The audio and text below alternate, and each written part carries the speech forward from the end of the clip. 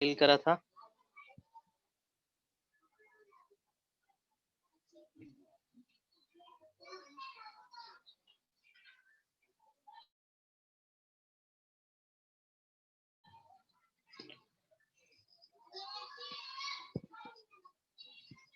Insertion of vector into host and selection of host. Fine. आज हम लोग करेंगे types of bioreactor.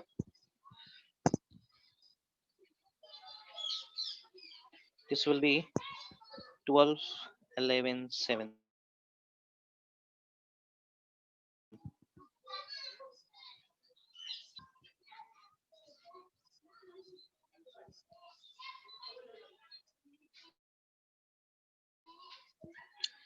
Types of bioreactor.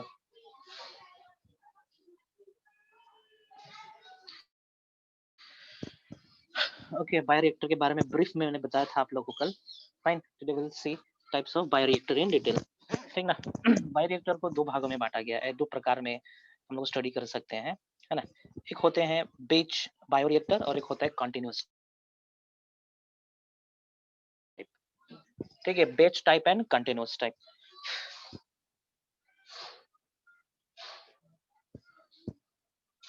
Batch type,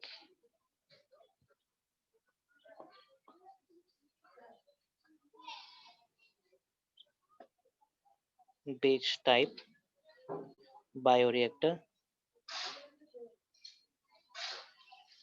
एक होता है and continuous type of bioreactor.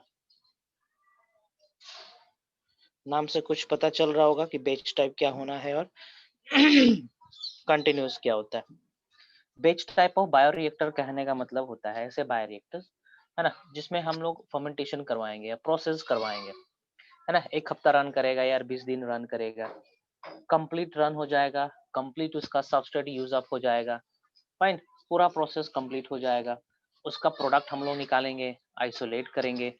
Fine, reactor को clean करेंगे, सुखाएंगे, डिसइंफेक्ट करेंगे, फिर से हम लोग अगले साइकिल के लिए तैयार करेंगे उसको, है ना। इस तरीके से बायोरिएक्टर काम करता है, उसको हम कहते हैं बैच टाइप ऑफ बायोरिएक्टर।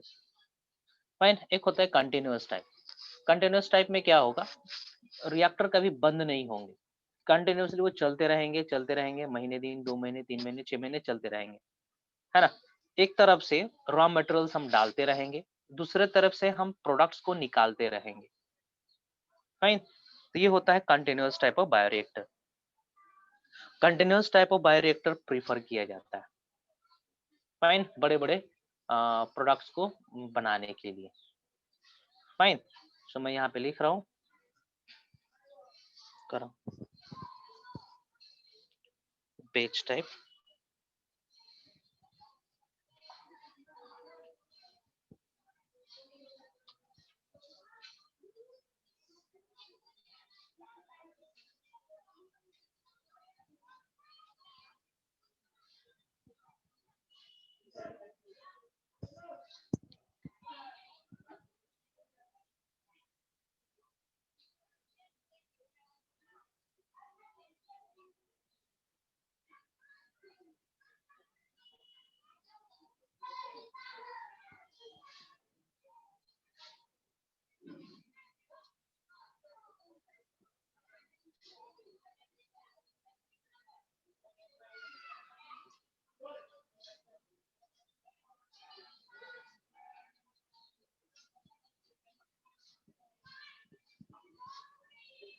है ना। एक हफ्ते के लिए चलने देंगे या फिर सिर्फ एक ही साइकिल अलाउ करते हैं कि इसके अंदर हो।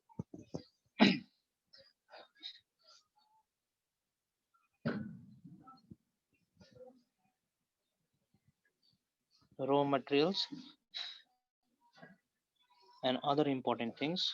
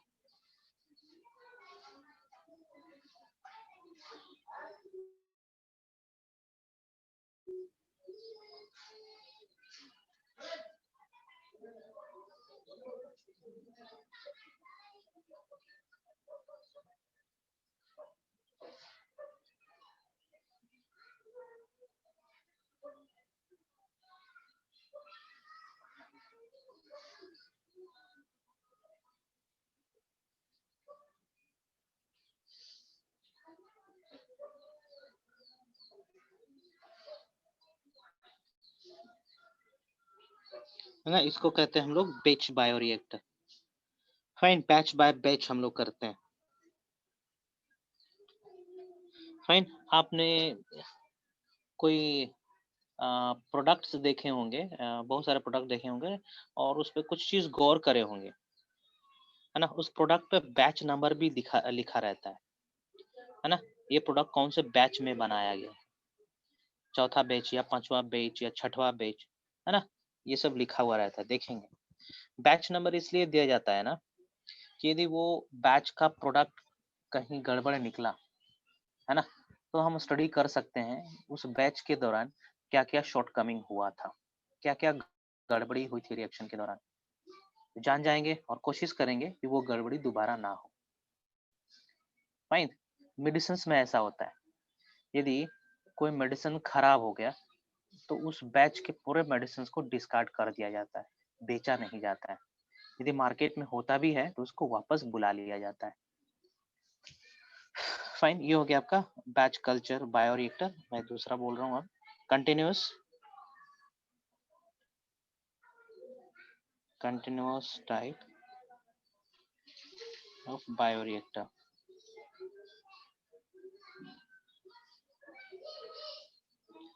है ना, इसमें क्या होता है इस केस में बायोरिएक्टर्स बहुत दिनों तक चलते रहता है।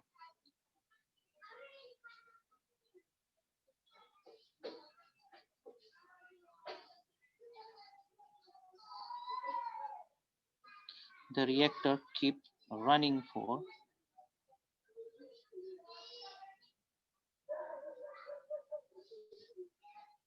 several months,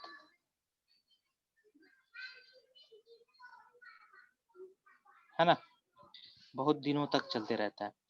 इसमें क्या होता है, एक तरफ से हम लोग रॉ मटेरियल डालेंगे, दूसरे तरफ से प्रोडक्ट हम लोग निकालते रहेंगे, ठीक है। फॉर एग्जाम्पल, ये हो गया वो रास्ता जहां से हम लोग रॉ मटेरियल डाल रहे थे। फाइन, रॉ मटेरियल डालते रहेंगे और एक एंड से हम लोग प्रोडक्ट निकालते रहेंगे इस तरीके से। फाइन, और ये रिएक्शन होता रहेगा, इसके अंदर होता रहना है। At one end to at one end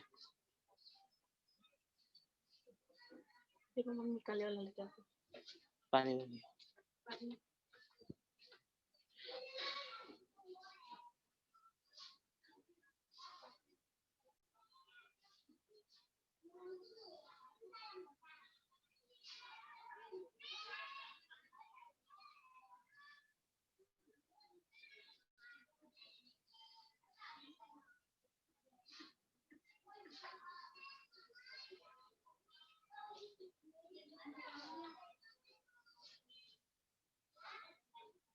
है ना। ये हो गया आपका बेच टाइप ऑफ बायोरिएक्टर या बेच टाइप ऑफ फर्मेंटर, है ना, और कंटिन्यूअस टाइप ऑफ कल्चर या continuous type of reactor. Fine, कोई सवाल करना चाहेगा यहाँ से? लो, ओके, फाइन फाइन। चलिए, तो रिएक्शन हो गया, रिएक्शन कंप्लीट हो गया, है ना।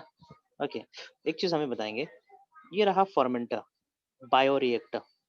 फाइन, इसके अंदर रिएक्शन कंप्लीट हो चुका है।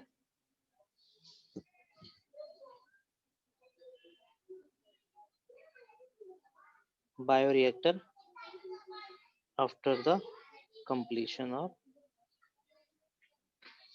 कंप्लीशन ऑफ रिएक्शन, है ना।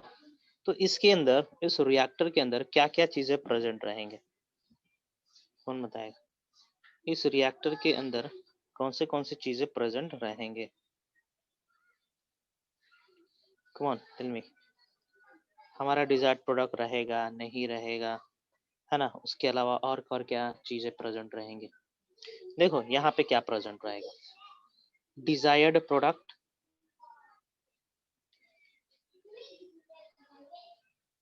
डिजायर्ड प्रोडक्ट, वो प्रोडक्ट जो हम लोग बैक्टीरिया को चाहते थे कि सिंथेसाइज करे, है ना, ये होगा। सेल होगा, सेल मास, है ना। टॉक्सिक सब्सटेंस होंगे, न्यूट्रिएंट होगा थोड़ा बहुत, फाइन, वाटर होगा, ईटीसी, ये सब चीजें प्रेजेंट रहेंगे इसके अंदर, फाइन। और इन सभी में से हमें निकालना क्या है, आवर डिजायर्ड प्रोडक्ट, ठीक है, has to be taken out from this bulk of material, है ना। तो ये बहुत ही टीडियस स्टेप होता है। रिएक्शन होने के बाद अपने प्रोडक्ट को इल्यूट करना, आइसोलेट कर लेना, बहुत ही टीडियस प्रोसेस होता है। कोई भी कंपनी, कोई भी बायोटेक्नोलॉजी की कंपनी अपना सबसे ज्यादा एम्प्लॉय खर्च करता है इसी स्टेप को फॉलो करने में, प्रोडक्ट को आइसोलेट करने में सबसे ज्यादा पैसा खर्च करता है।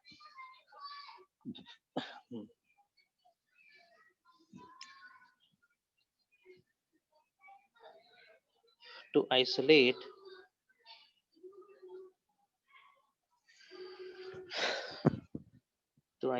the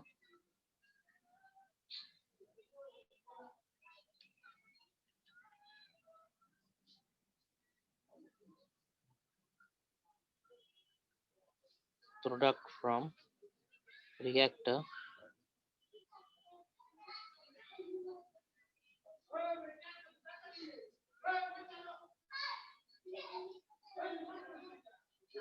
maximum time is needed,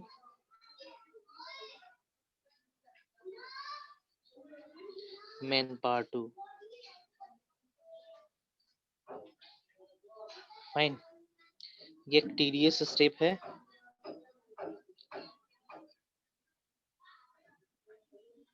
TDS मतलब डिफिकल्ट, पेचीदा, फाइन, टीडीएस स्टेप है।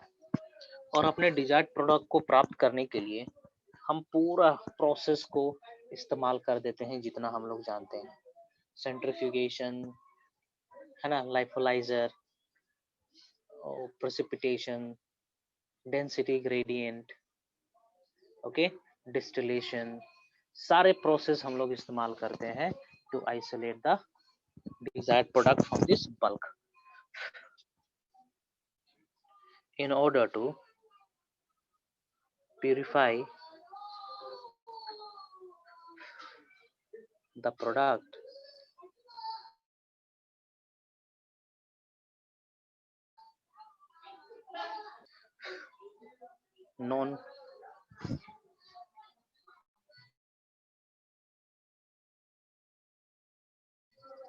non filtration in extraction,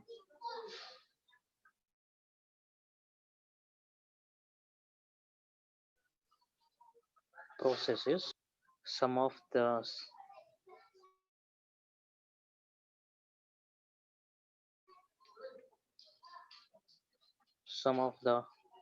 processes are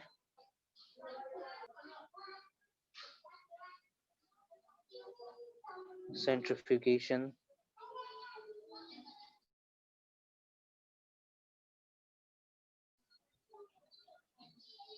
sedimentation, सब प्रोसेस फॉलो करते हैं हम लोग,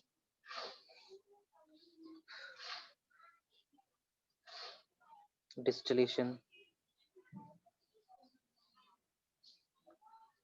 है ना, ये सब प्रोसेस हम लोग फॉलो करेंगे, फाइन, ओके। इसको हम लोग स्टडी करते हैं एक स्पेशल हेडिंग के अंदर, जिसको कहते हैं हम लोग डाउनस्ट्रीमिंग प्रोसेस, डाउनस्ट्रीमिंग ठीक है, डाउनस्ट्रीमिंग प्रोसेस कहेंगे। ठीक है, डाउनस्ट्रीमिंग प्रोसेस का मतलब होता है ऐसा प्रोसेस जिसको फॉलो करके हम अपने डिजायर्ड प्रोडक्ट को आइसोलेट कर पाते हैं। Fine, so downstreaming process means it is the method of isolating the particular product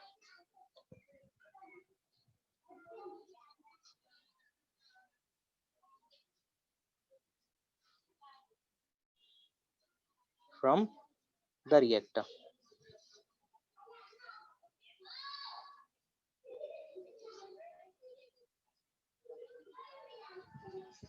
ठीक है, चलिए ये हो गया, ये सब पूरे प्रोसेस को हम लोग फॉलो करते हैं। फाइन, इसके बाद क्या करते हैं, द क्वालिटी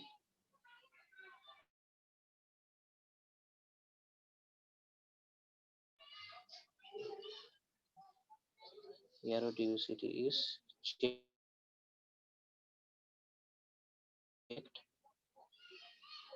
verified,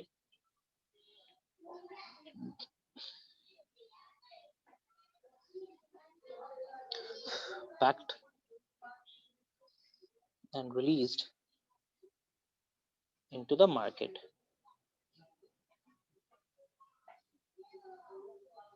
फाइन, यहाँ पे आके कंप्लीट होता है प्रोसेस। ठीक है, स्टेप यहाँ पे आके कंप्लीट होता है।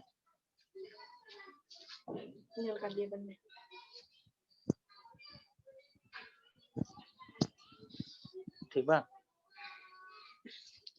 ओके, किसी कुछ पूछना है पूछेंगे यहाँ से, ये चैप्टर यहाँ पे कंप्लीट हो रहा है। फाइन, किसी कुछ डाउट है तो पूछ सकता है।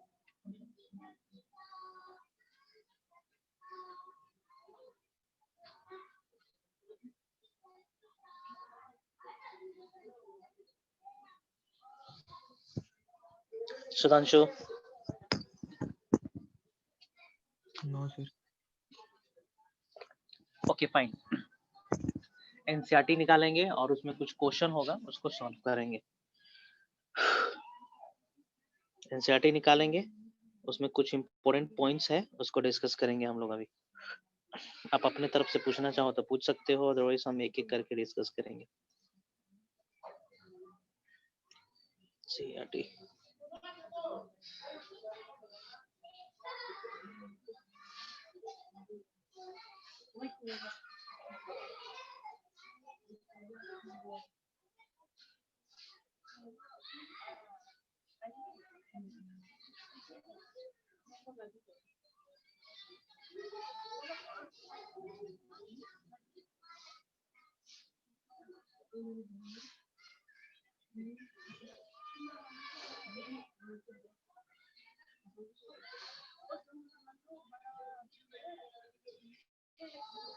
ओके, चलो यहाँ से डिस्कस करते हैं हम लोग।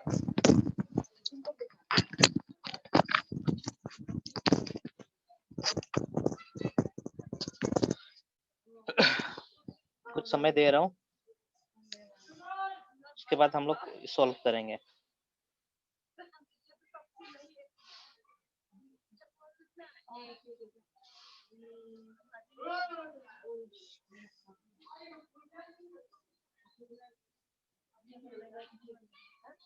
सुधांशु, प्रिया, चंदन, हिमांशु, स्टार्ट करें? गौतम?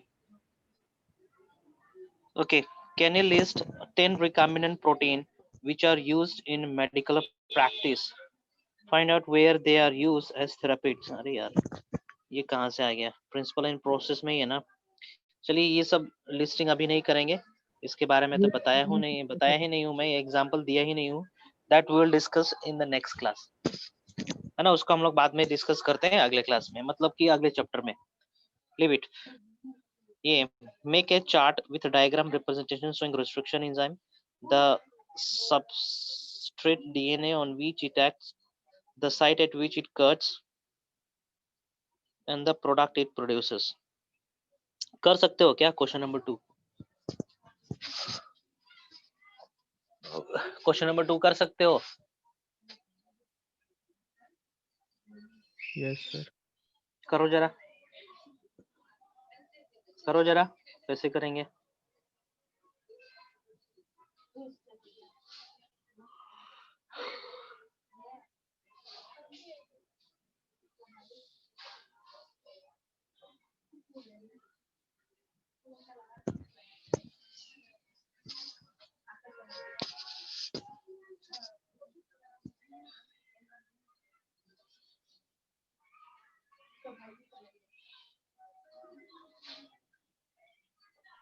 तो लेकिन इसमें डायग्राम क्या बनाएंगे?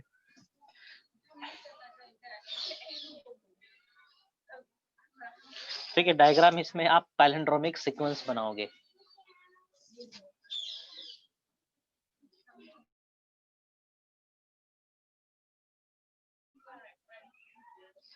ठीक है, जैसे कि लेग जेड है, fine, leg Z gene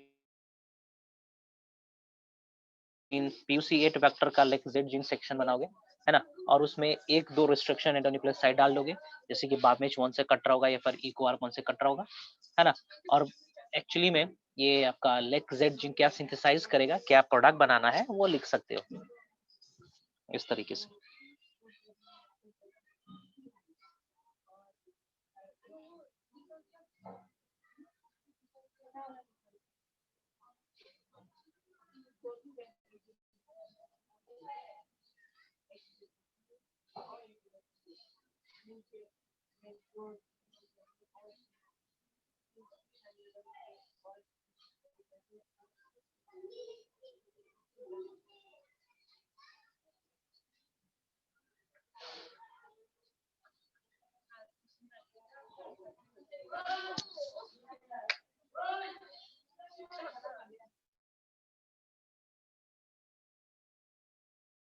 next करेंगे यार, question number 3, from what you have learn can you tell whether enzyme are bigger or DNA is bigger in molecular size?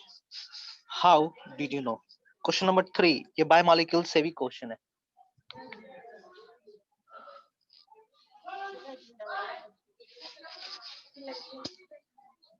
बताएंगे एंजाइम बड़ा है या फिर DNA बड़ा है मॉलिक्यूलर साइज के बेसिस पे देखा जाए तो?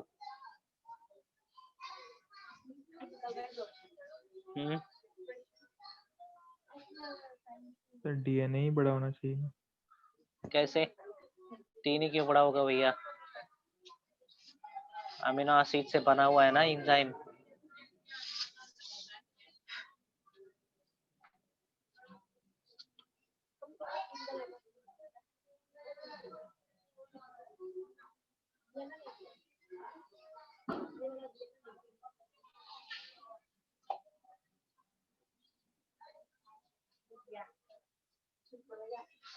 From what you have learned, can you tell me? From what you have learned, can you tell whether enzymes are bigger or DNA is bigger in molecular size? DNA molecule. Okay. DNA का diameter कितना होगा? 20 angstrom unit. Fine. Okay. Nucleosomes. Nucleosomes. Chromatin fiber. Chromatids. Chromosome. 1400 nanometre के आसपास होता है chromosome का size. Okay, यहाँ पे तो कहा जा रहा है सिर्फ DNA मॉलिक्यूल्स।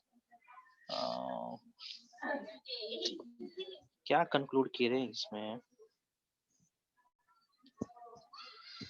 एक चीज ध्यान रखेंगे, एंजाइम्स हमेशा बड़ा होना चाहिए as compared to substrate.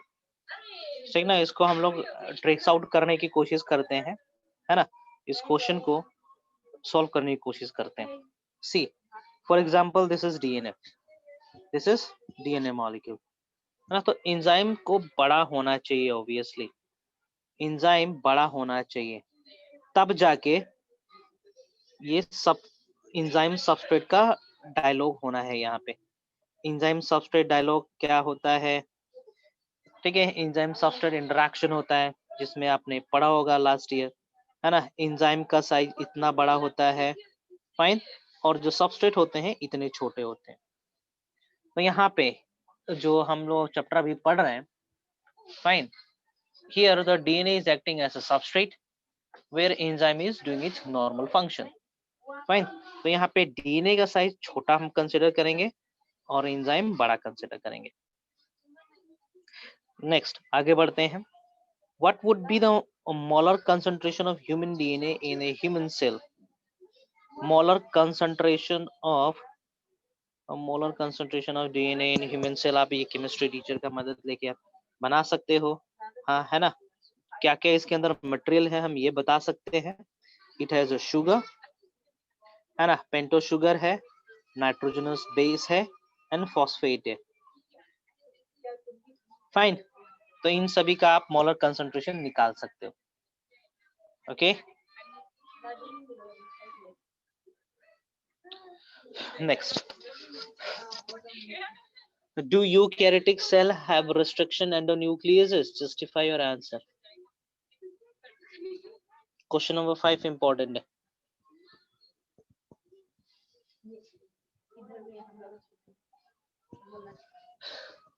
Question number 5, do eukaryotic cell have restriction endonucleases? Chandan, Chandan, yes sir. हाँ बताओगे, एंडोन्यूक्लियस एंजाइम है क्या यूकैरियोट्स में? है सर। बताओ कैसे है? सर अभी याद नहीं आ रहा सर। अरे यार, आई हैव टोल्ड यू ना, प्रोकैरियोट्स बनाते हैं एंडो रिस्ट्रिक्शन एंजाइम्स वायरस से बचने के लिए। याद करो, about 230 strains of bacteria are known to produce something around 900 restriction endonucleases enzyme। Microbes की जिक्र करी गई है जिसमें आपका प्रोकैरियोट्स आते हैं, बैक्टीरिया आता है, यूकैरियोट्स नहीं आते हैं।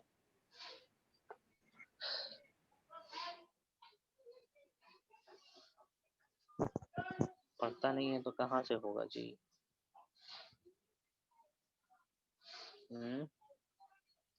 चलिए कंफर्म भी कर लेते हैं इसको आपका एनसीईआरटी से ही।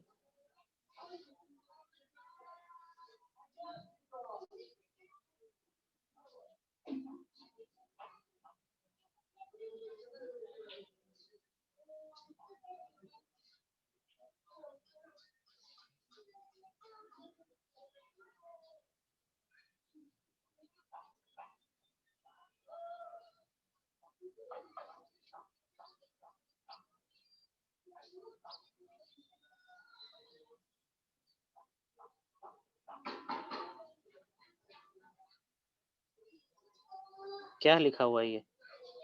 एनसीईआरटी का ही लाइन है ये। इस पैराग्राफ में क्या लिखा हुआ है? More than 900 restriction enzymes that have been isolated from over 230 strains of bacteria,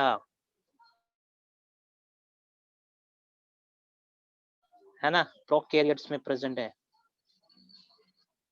eukaryotes में नहीं है, इसलिए मैं क्वेश्चन करवा रहा हूँ आज। चलो नेक्स्ट करेंगे, distillation and mixing properties. What other advantages do stir tank bioreactor over shake flask? ठीक है, शेक फ्लास्क कहने का मतलब होगा, ये रहा फ्लास्क, फाइन, इसको हम कंटिन्यूअसली शेक कर रहे हैं, फाइन। स्टीयर टैंक कहने का मतलब होगा ये रहा, है ना, इसमें हमने प्रोपेटल डाल के इसको कंटिन्यूअसली हम रोटेट कर रहे हैं, है ना, ये गोल गोल घूमता रहेगा इसके अंदर ये रोटेटर, है ना। तो इसका एडवांटेज क्या है ओवर दिस? डायग्राम देख के बताओ, लॉजिक से आंसर दे सकते हो।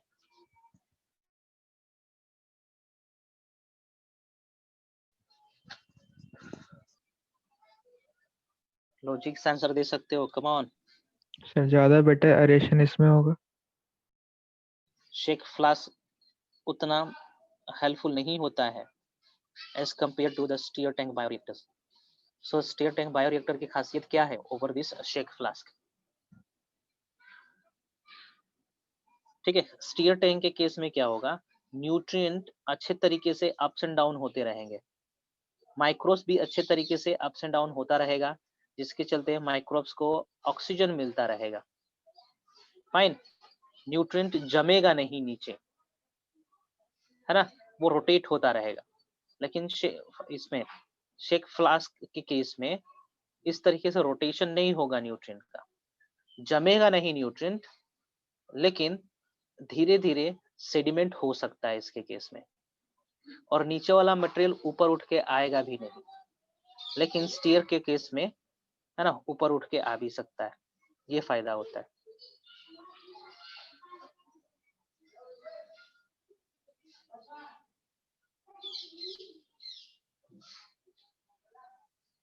चलिए 7 हटाइए, क्वेश्चन नंबर 8 का जवाब तो जरूर दीजिएगा आप लोग।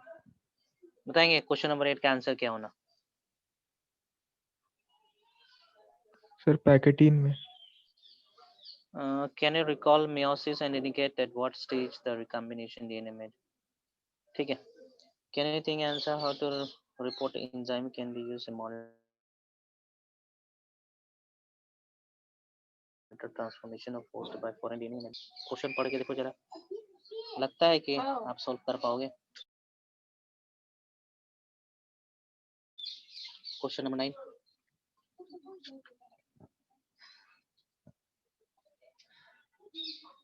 can you think and answer how a reporter enzyme can be used to monitor transformation of host cell by foreign DNA in addition to a selectable marker? मेरे को बताना पड़ेगा ये, है ना। कौन सा चीज का जिक्र करा गया है यहाँ पे? रिपोर्टर जीन ना।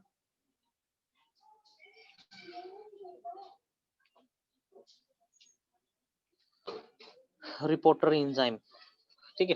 चलिए ध्यान से समझेंगे इस चीज को। से दिस इज अ वेक्टर, है ना। इस वेक्टर में हमने अपना फॉरेन डीएनए यहाँ पे डाल रखा है। Fine, we have inserted the foreign DNA here. Fine, foreign DNA के अलावा कुछ और डीएनए हम डाल रखे हैं इस रीजन में, यहाँ पे। फाइन, इसको हम लोग कहेंगे रिपोर्टर जीन। फाइन, इसको रिपोर्टर जीन कहेंगे। रिपोर्टर जीन कुछ प्रोडक्ट बनाएगा, ठीक है, प्रोडक्ट बनाएगा। फॉर एग्जांपल ये प्रोडक्ट ग्लो कर रहा है। यदि हम बैक्टीरिया को एग्जामिन करेंगे किसी स्पेशल लाइट के अंदर, तो ये इस पर्टिकुलर जीन से बना हुआ प्रोडक्ट ग्लो करेगा, चमकेगा, है ना। ओके, और ये पूरा सिस्टम किसके अंदर है? बैक्टीरियम के अंदर है। हम क्या मानते हैं कि यदि बैक्टीरिया के अंदर ये प्रोडक्ट बन रहा है, ये पर्टिकुलर प्रोडक्ट बन रहा है, तो इस जीन की भी एक्सप्रेशन हो रही होगी, है ना। तो इसको हम लोग कहते हैं रिपोर्टर एंजाइम, ठीक है। इस तरीके का पैटर्न को इस्तेमाल करके हम अपने रिकॉम्बिनेंट और ट्रांसफॉर्म्ड बैक्टीरिया को पहचान सकते हैं। फाइन, इसको रिपोर्टर एंजाइम कहेंगे। हम मान लेते हैं कि कोई पर्टिकुलर रिपोर्टर एंजाइम एक्सप्रेस हो रहा है, इसका मतलब कि हमारा डिजायर्ड जीन भी एक्सप्रेस कर रहा होगा और प्रोडक्ट बना रहा होगा। ओके, इस तरीके से हम लोग करते हैं। इस तरीके से रिपोर्टर जीन काम करता है, मार्कर के अलावा भी। सुधांशु, समझ में आया या फिर मैं फिर से बताऊं? चंदन, सर एक बार फिर से बता दो। ठीक है, फिर से बता रहा हूँ। चलो यहाँ पे बताते हैं। से ये है हमारा vector.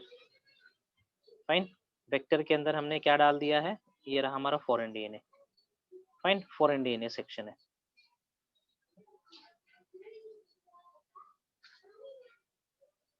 Fine, this is foreign DNA, जिसमें हमारा डिजायर्ड प्रोडक्ट बनना है।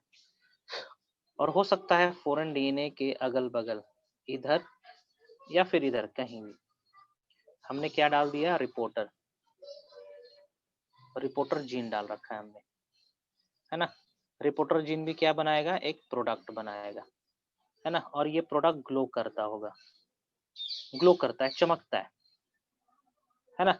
यदि इसको हम किसी लाइट के अंदर देखेंगे, इस पूरे सिस्टम को देखेंगे लाइट के अंदर, अल्ट्रावायलेट लाइट के अंदर, एक्स रे के अंदर यदि हम देखेंगे तो कुछ चमकता हुआ दिखेगा, है ना। तो चलिए ये फायदा कैसे है हमारे लिए। ओके, देखिए पहले इसको, ये है हमारा डिजायर डीएनए वाला सेक्शन, और उसके बाद प्रेजेंट है reporter gene. Reporter gene express हो रहा है, मतलब सेल के अंदर कुछ सब्सटेंस ग्लो कर रहा है, इसका मतलब इसका एक्सप्रेशन हुआ होगा, तब तो इसका एक्सप्रेशन हुआ है ना। पहले इसका एक्सप्रेशन हुआ, उसके बाद रिपोर्टर जीन का एक्सप्रेशन हुआ। Means if the cell is glowing, if the area around cell is growing, means our desired gene has expressed, or our design gene is expressing itself। एक एक करके, एक एक करके।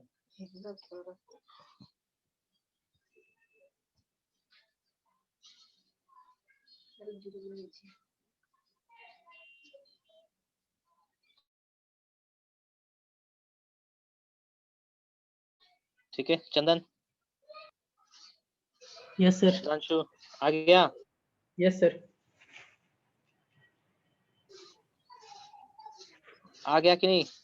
हाँ सर, रिपोर्टर जीन हमेशा ग्लो करता है। ओके, हमेशा नहीं, ये कुछ भी हो सकता है, हमने ले रखा है जो ग्लो कर रहा हो, है ना।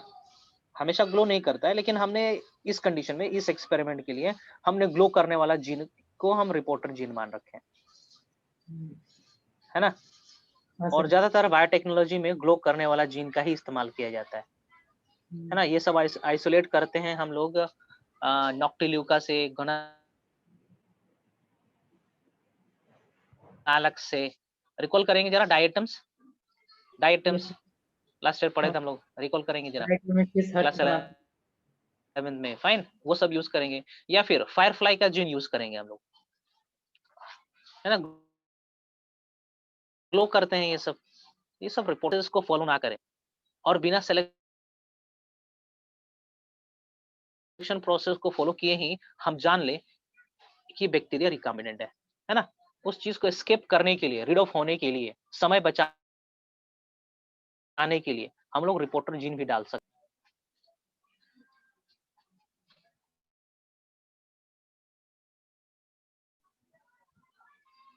हैं। ओके, मूविंग फॉरवर्ड, आगे देखते हैं और कुछ क्वेश्चन है क्या। Describe briefly the following origin of replication bioreactor downstreaming process. ये क्या होता है जी डाउनस्ट्रीमिंग प्रोसेस? बताया ना अभी, डाउनस्ट्रीमिंग प्रोसेस हेडिंग डाला सिर्फ कि नहीं प्रोडक्ट डाला? को एक्सट्रैक्ट करना। हाँ हाँ हाँ, प्रोडक्ट को एक्सट्रैक्ट करने वाले प्रोसेस को हम लोग डाउनस्ट्रीमिंग प्रोसेस करते हैं। और जितना फिल्ट्रेशन प्रोसेस जानते हैं, चलनी, सूप, ढेका, सेंट्रीफ्यूगेशन, विनोइंग, है ना, ये सब तो ट्रेडिशनल हो गया। फाइन, जितने हम लोग मेथड जानते हैं केमिकल आइसोलेशन का, फाइन, सारे के सारे मेथड हम लोग यूज कर देंगे in order to isolate our desired product. Okay, next, explain briefly PCR, restriction enzyme and chitinase. चलो, I am giving you 5 minutes, एक एक करके मैं पीसीआर आप लोग से पूछूंगा। I am giving you 5 minutes, come on. Polymerase chain reaction process में पूछूंगा, कम ऑन। इट इज 1624, मैं 1630 में पूछूंगा। सबको बताना होगा पीसीआर।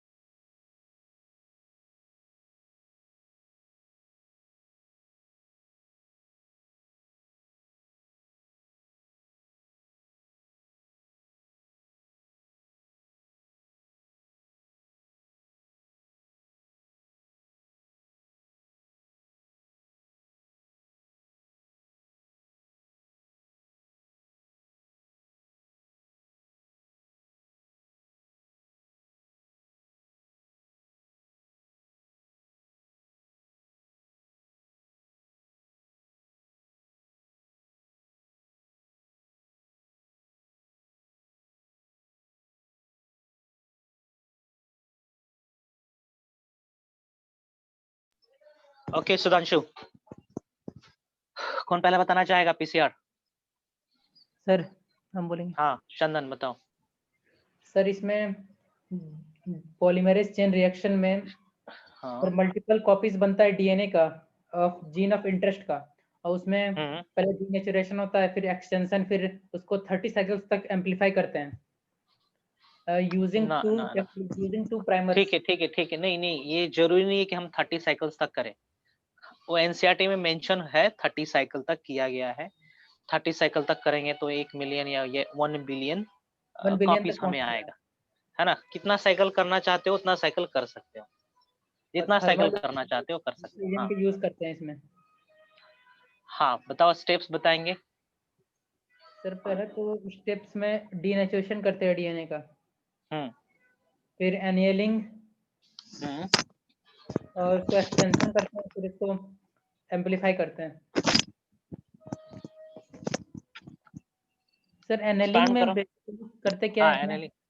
एनिलिंग में हम प्राइमर का एडिशन करते हैं। प्राइमर का एडिशन। हम्म, उसके बाद उसके बाद हम लोग इसको कॉपीज बनाते हैं, इसको अलग अलग। पॉलीमराइजेशन करवाते हैं। पढ़ो तुम। चंदन फिर से पढ़ो, मैं पूछूंगा। Yes sir. आशुतोष नहीं है, Sudhanshu then Himanshu. Yes sir. हाँ सुधांशु बताओ। सर उसमें तो 3 स्टेप होता है सर। पहले डीनेचुरेशन। हम्म डीनेचुरेशन में सर हम लोग उसका स्ट्रैंड्स को अलग करते हैं। हम्म उसके बाद फिर प्राइमर एडिशन, जिसको हम लोग एनिलिंग कहते हैं। क्या बोल रहे हो? प्राइमर तो एडिशन, प्राइमर ठीक ठीक ठीक है। सर उसके बाद पॉलीमराइजेशन करवाते हैं हम लोग। हम्म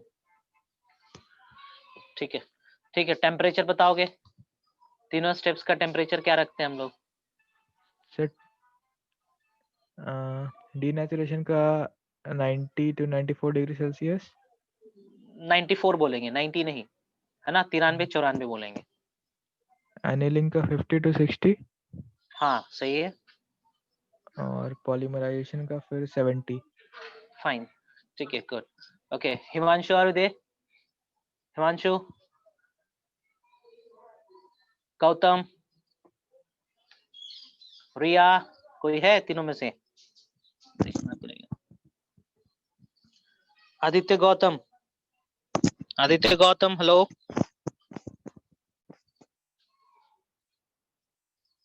Aditya Gautam, yes sir. Okay can you tell? Aditya Gautam सुन पा रहे हैं? यस सर सुन रहे हैं। कैन यू टेल मी कि जब हम डिनेचुरेशन प्रोसेस करवाते हैं तो उस दौरान हम टेम्परेचर को 94 डिग्री सेल्सियस ही क्यों रखते हैं?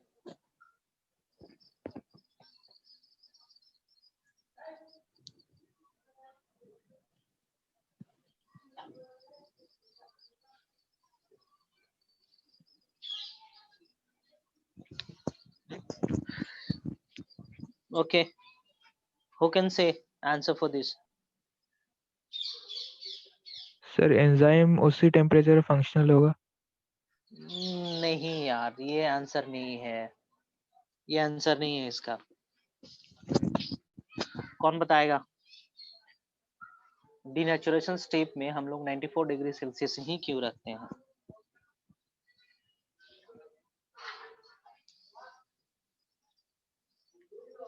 सर हाइड्रोजन बॉन्ड तोड़ने के लिए। Yes, in order to break hydrogen bond. कौन सा हाइड्रोजन बॉन्ड? एटीजीसी में कौन सा हाइड्रोजन बॉन्ड तोड़ने के लिए? कौन से न्यूक्लियोटाइड्स के बीच के हाइड्रोजन बॉन्ड को तोड़ने के लिए? एकदम sir to the point answer देंगे। जीसी बॉन्ड को तोड़ने के लिए। Yes sir. Fine, in order to break GC bond, ठीक है, ग्वानिन और साइटोसिन के बीच के बॉन्ड को तोड़ने के लिए हम 94 डिग्री सेल्सियस रखते हैं रिएक्शन का। Fine, okay. एटीजीसी के लिए नहीं, एटीजीसी के पास तो 2 हाइड्रोजन बॉन्ड है। फाइन, 2 ही बॉन्ड है इसके पास, है ना? इस पे 3 हाइड्रोजन बॉन्ड है, तो स्ट्रॉन्गर है 3 hydrogen bond as compared to 2। इसीलिए टेम्परेचर हम थोड़ा ज्यादा करके रखते हैं, 94 डिग्री सेल्सियस रखते हैं। फाइन, चलो खत्म होते हैं इसको, खत्म करते हैं यहीं पे। नेक्स्ट, ओके ओके ओके, ठीक है। पॉलीमराइजेशन के लिए हमने थर्मस एक्वाटिकस ऑर्गेनिज्म से ही क्यों पॉलीमरेज एंजाइम ले रखा है? हमने इकोलाई से क्यों नहीं लिया? सर क्योंकि उतना हमने हाई टेम्परेचर पे वही रेजिस्ट हाँ कर सकता है। हाँ, क्योंकि जो एंजाइम थर्मस एक्वाटिकस से निकाला गया है, टेक पॉलीमरेज, वो 94 डिग्री सेल्सियस 95 डिग्री सेल्सियस को रोटेन कर सकता है, सस्टेन कर सकता है, झेल सकता है बिना कुछ गड़बड़ी इनकाउंटर किए। सर तो ऐसा कोई फाइन और बैक्टीरिया नहीं है? है, और बैक्टीरिया है, सब्टिलीन्स है ना। एक सब्टिलिस है बैक्टीरिया जो कि 121 डिग्री सेल्सियस तक भी, 118 के आसपास भी, है ना, वो जिंदा रह सकता है। फाइन, और बहुत सारे बैक्टीरिया हैं जो हॉट स्प्रिंग्स में पाए जाते हैं, है ना।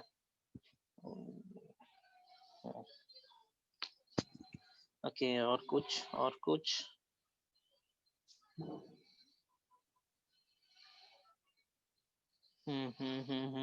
रिस्ट्रिक्शन एंजाइम एंड डीएनए तो हो जाएगा, काइटिनेस हो जाएगा। Discuss to find the how distinguish between plasmid DNA and chromosomal DNA.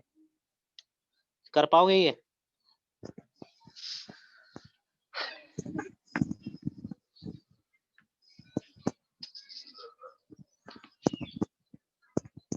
Plasmid DNA और प्लाज्मिड डीएनए और क्रोमोसोमल डीएनए में डिफरेंस कर पाएंगे? लो, plasmid plasmid DNA DNA extra circular होता है, क्रोमोसोमल डीएनए हाँ,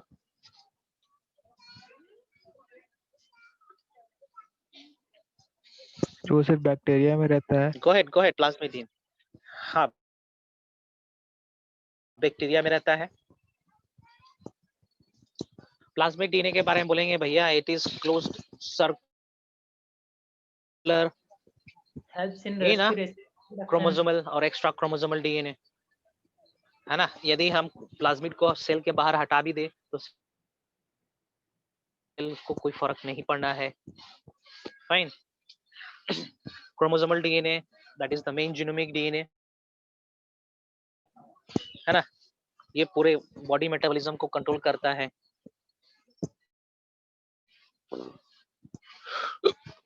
फाइन, क्रोमोसोमल डीएनए हमेशा बड़ा होता है प्लाज्मिड डीएनए से।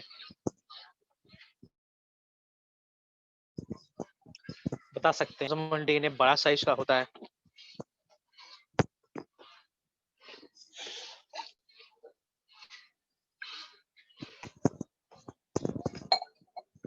Sir plasmid DNA chromosomal DNA में इनकॉर्पोरेट हो सकता है?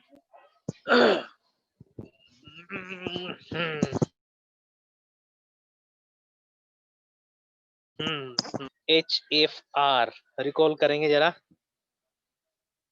HFR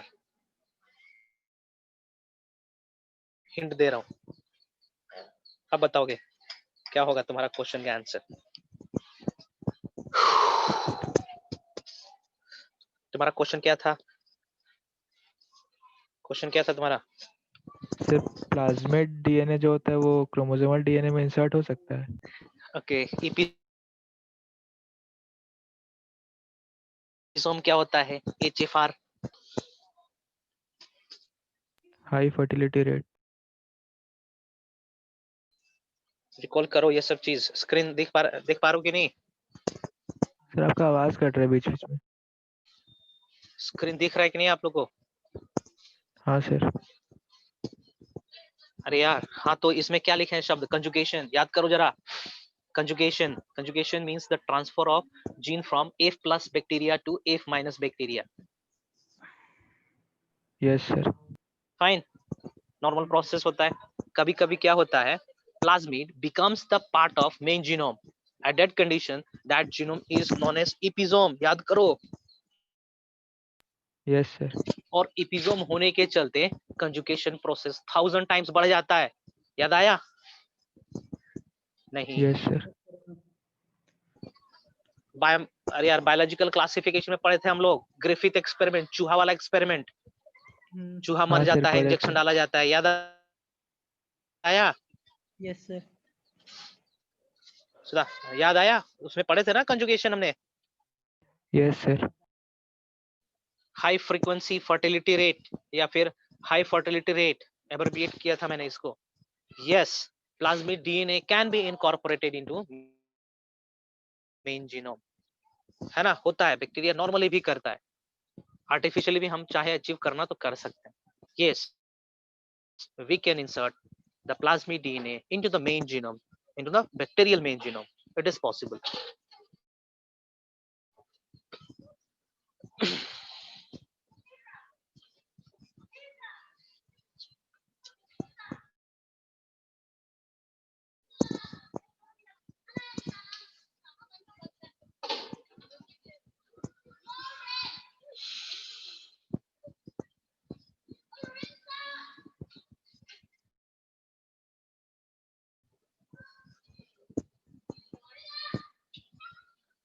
Okay, सुधांशु और कुछ?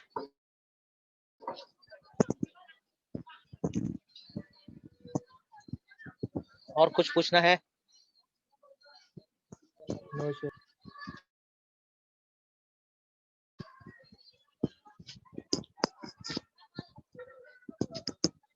Sudhanshu, no sir. चंदन, हिमांशु, कौट?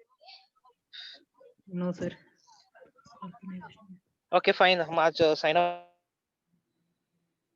कर रहे हैं, ठीक ना?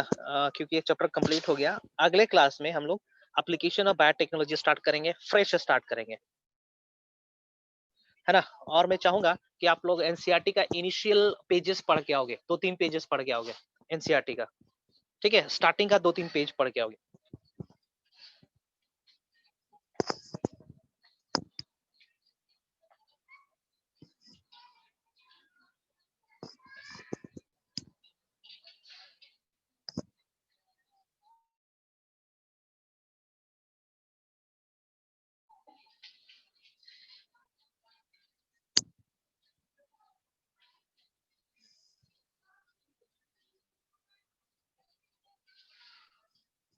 Bioreactors,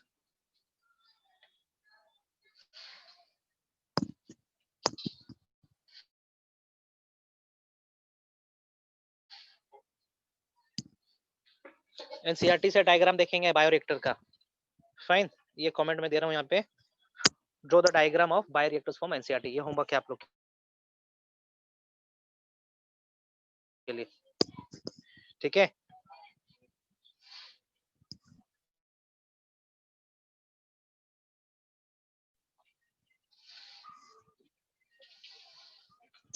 diagrams of bioreactors are important. इसी तरीके से मैं कमेंट कर रहा हूँ,